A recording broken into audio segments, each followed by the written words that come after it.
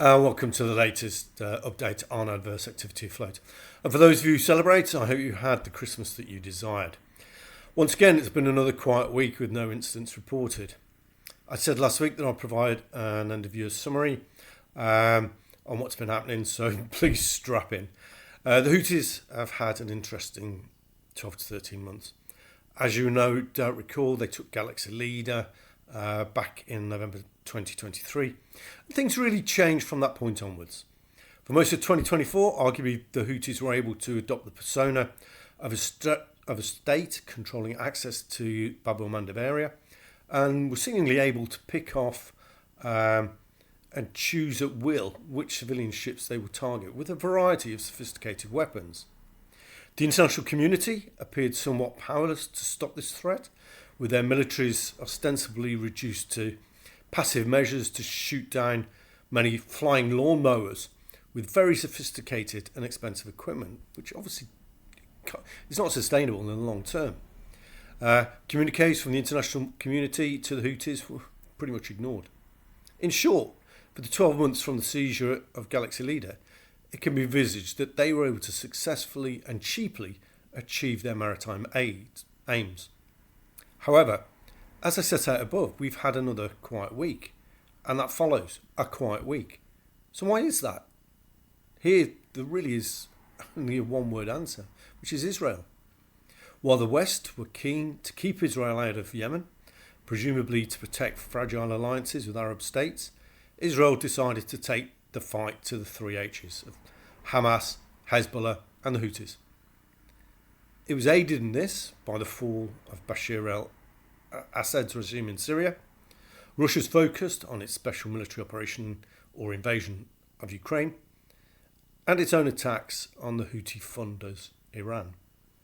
Israel has also taken advantage of the political state in the West, particularly in the United States of America, where the upcoming change of president has enabled Israel to take action against the Houthis without that reining in that could have been previously expected. In the short term, the effect can be seen in the reduction in attacks over the last few weeks. The Houthis appear to have not anticipated these attacks and are very much on the back foot at the moment. However, whilst this has worked in the short term, what are the medium and longer term consequences that can be predicted? Whilst the number of states, particularly Gulf states, will no doubt privately be shedding no tears for the attacks on the three H's, they have domestic audiences that they need to cater for, at least to a degree.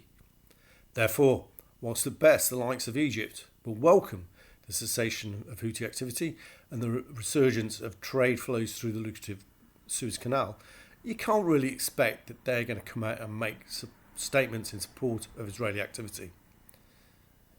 And if we go along this spectrum through to other nations that will continue to make covert supplies of materiel to these terrorist groups, possibly to demonstrate Arab allegiance or to support anti-Western activity. Much will depend upon President Trump's stance. Will he rein Israel in?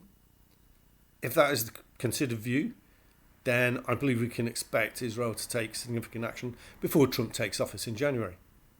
Or will he support Israel's current activities? If so, where does that leave Arab allies of the US? Trump arguably has the advantage that he does not need to sell continued Israeli action.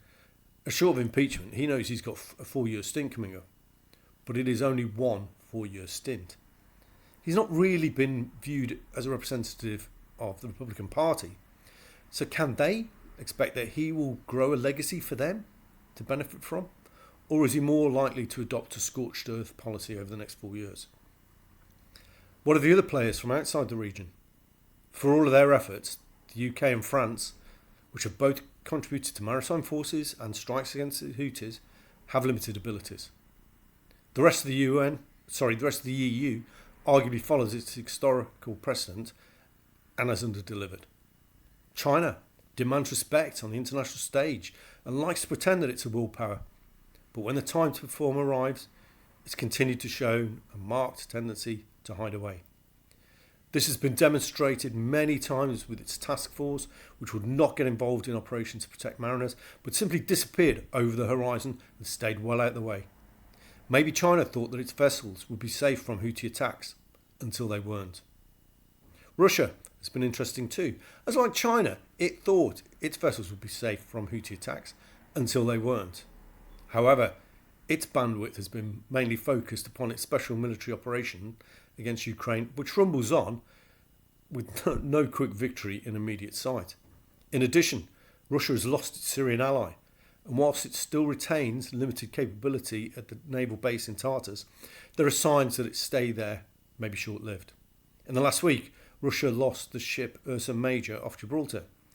Whilst this loss was blamed by Russians on terrorist explosions, presumably caused by Ukrainians, most reports suggest poor maintenance of the sanctioned fleet was the cause, in the same way as the recent losses in the Black Sea. Russia's current fixations can also be seen in its action in shooting down Azerbaijan Airlines flight J28243 and the seizure of Eagle S by Finland on Christmas Day for damaging an undersea cable in the Baltic. Putin has had 25 years in charge, and the assassination of Lieutenant General Igor Kirillov in Moscow could be seen as a good time for him to step aside, go spend the money he has acquired in his dacha. But it's unlikely, really, I think, to see him do anything other than double down against his enemies, both real and perceived, as his bunker mentality permeates that nation. As always, transcripts of my podcast can be found at my website, https://garybrigham1.wordpress.com/. As we're all concerned about the safety of mariners at sea, please feel free to share any of the information that I provide, and any comments that you may have can be left here or below. Wish you all a happy new year. That's the longest of these, just coming to 7 minutes. But I think you'll appreciate there's a bit of a roundup there of what's happened, and hopefully give a few ideas of what may happen in the future. Have a good day. Bye-bye.